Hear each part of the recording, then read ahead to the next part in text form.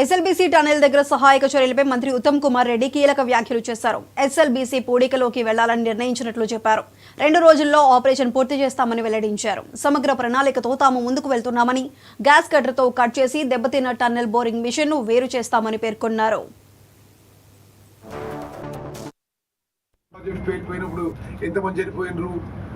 కాళేశ్వరం టనల్లో ఎంతమంది చనిపోయినరు, మేడిగడ్డ బ్యారేజ్ ఎందుకు కూలిపోయింది, అవన్నీ మాట్లాడాల్సింది. అది నేను మాట్లాడదలుచుకోలేదు.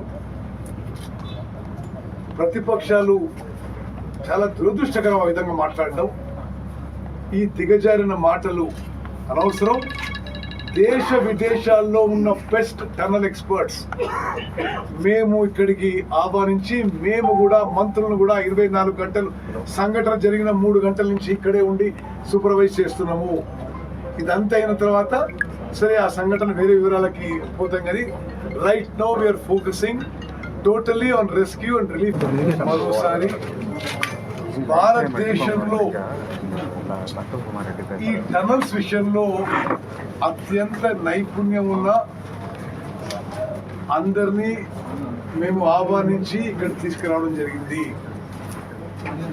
బార్డర్ రోడ్స్ ఆర్గనైజేషన్లో దేశ సరిహద్దుల్లో టనల్స్ నిర్మించే వాళ్ళు,